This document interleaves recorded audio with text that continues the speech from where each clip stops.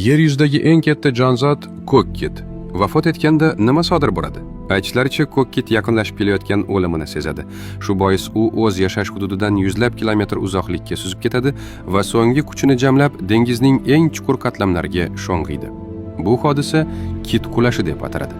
Avvaliga akulalar va ilonbariqlar bir necha kun davomida kit tanasi bilan oziqlanadi. Go'shtning asosiy qismi tugagach, mayda qurtlar yirtqichlardan qolgan qoldiqlarni yemirib tugatadi. Oradan vaqt o'tib, zombi qurtlar paydo bo'ladi. Ular kit suyaklariga kislota ajratib, ularni parchalab yuboradi va ichida saqlanib qolgan yog' hamda oqsillarni ochib beradi. Bu moddalardan simbioz bakteriyalar oziqlanadi.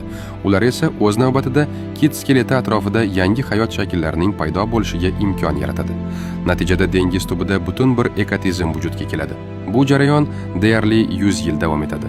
Bitta kitning tanasi 43 dan ortiq turni va 12490 dan ziyod organizmni boqishi mumkin. Shuning uchun ham aytishadiki, kit o'lganda yuzlab jonzotlarga hayot baxsh etadi. Bu yaratilishdagi aql bovar qilmas hikmatni ko'rsatadi.